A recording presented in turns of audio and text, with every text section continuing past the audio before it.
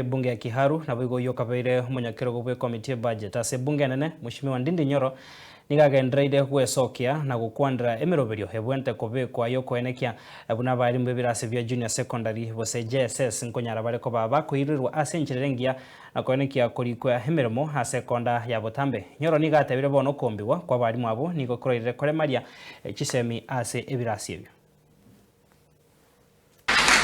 Na kwa hiyo tu mambo ya masomo, serikali wakaajiri 20,000 JSS interns ambao walipewa barua ya kukua internship 1 year.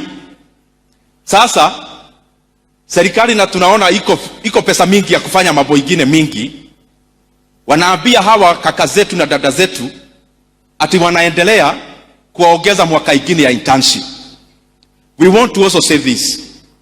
It is unfair for government walipea internship the JSS interns with the hope that after 1 year they'll be employed into permanent and pensionable terms. Na nauliza, mimi nimekuwa chairman wa budget.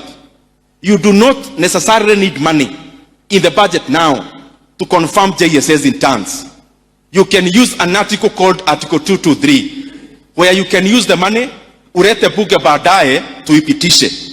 Na ndio naambia Ministry ya Elimu na TSC kindly confirm all the JSS interns into permanent and pensionable terms in January of 2026.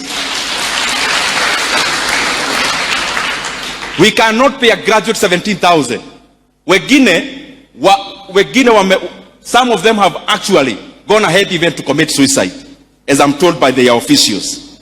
Because 17,000 as a graduate, unashindwa kama ni ya fare, ama ni ya kulipa nyumba, ama ni ya kufanya kazi gani. So JSS interns kwa heshima wakuwe confirmed. These are young people with young families. It is important we confirm them.